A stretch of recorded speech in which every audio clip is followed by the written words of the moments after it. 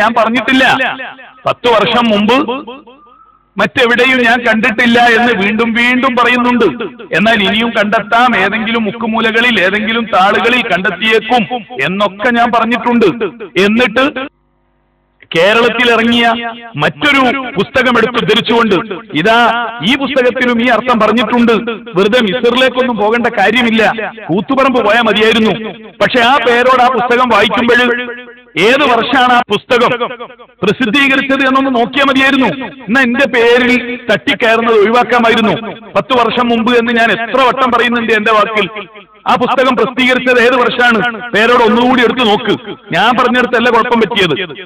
ഇമാത്തത്തുൽ അദാ എന്നതിന് അർത്ഥം പറയുന്നതിനിടക്ക് മെറ്റീരിയലായ ഒരു സാധനം മറ്റൊരു സ്ഥലത്തേക്ക് നീക്കം ചെയ്യുന്നതിന് ഇങ്ങനെ ഹദീസിൽ കാണുന്നില്ല ഇമാത്തത്ത് എന്ന് ഞാൻ പറഞ്ഞിരുന്നു. അത് പേരോടിന്റെ പ്രസംഗത്തിൽ നിന്ന് എനിക്ക് ബോധ്യമായി. ഞാൻ പറഞ്ഞത് തെറ്റാണ്. ഞാൻ ഉടനെ അത് തിരുത്തി. ഞാനുമായി ബന്ധപ്പെട്ടവരെല്ലാവരോടും അത് തിരുത്തി.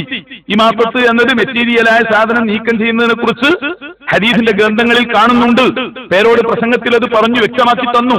നല്ല കാര്യം എന്നല്ലാതെ ഇമാം നവവി റളിയല്ലാഹു അൻഹുവിനെ അധിക്ഷേപിക്കുന്ന പ്രശ്നമില്ല.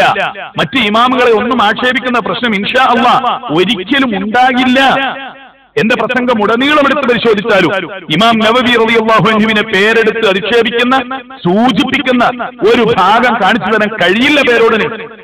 ഇത് കേൾക്കുന്ന ആളുകൾ വിചാരിക്കല് നവവി ഇമാം റളിയല്ലാഹു അൻഹു പറഞ്ഞ അർത്ഥം ശരിയല്ല എന്ന് ഞാൻ പറഞ്ഞിട്ടുണ്ട് എന്നാണ്. യഥാർത്ഥത്തിൽ പേര് പോലും ഞാൻ പറയുന്നില്ല നവവി ഇമാമിന്റെ. അവിടെ എവിടെയും പറയുന്നില്ല. നവവി ഇമാമിന് ഞാൻ ആ പ്രസംഗത്തിൽ 20 മണിക്കൂർ ആകെ ഉപയോഗിച്ചുകൊണ്ടിരുന്ന സ്ഥലമുള്ളത്. അത് ഇതുമായിട്ടൊന്നും ബന്ധപ്പെട്ടിട്ടല്ല, അതൊക്കെ ബഹുമാനം പറയാനുമാണ്. എന്നിട്ട് ഇങ്ങനെ ജനങ്ങളുടെ ഇടയിൽ ഈ രൂപത്തിൽ വിഷമിപ്പിക്കുക എന്ന് പറഞ്ഞാൽ വിഷമുണ്ട്. അതുപോലെ ഹദീസ് പണ്ഡിതന്മാരെ മുഴുവൻ ഞാൻ വ്യാജനാക്കി, ഞാൻ കള്ളനാക്കി, അവരെ മുഴുവൻ ഞാൻ കള്ളത്തരത്തിൽ ആരോപിച്ചു. ഈ പ്രസംഗം മാത്രം കേട്ടിട്ട് എത്ര ആളുകൾ തെറ്റിദ്ധരിച്ചു. പക്ഷെ എന്റെ പഴയകാല പ്രസംഗത്തെ അറിയുന്നവർ ഇമാം മുഹീദ്ദീൻ നവവി റളിയല്ലാഹു അൻഹുവിനെ മനസ്സുകൊണ്ട് സ്നേഹിച്ച് മലയാളത്തിൽ ഒരു ഗ്രന്ഥം എഴുതിയിട്ടുണ്ട്. ഇമാം ഷാഫിഈ റളിയല്ലാഹു അൻഹുവിനെ പറ്റി ഗ്രന്ഥം എഴുതിയിട്ടുണ്ട്. അതും എന്റെ പ്രസംഗമൊക്കെ കേൾക്കുന്ന ആളുകൾക്കറിയാം ഞാൻ എന്ത് പറഞ്ഞു, എങ്ങനെ പറഞ്ഞു എന്ന് അവർ പഠിക്കും.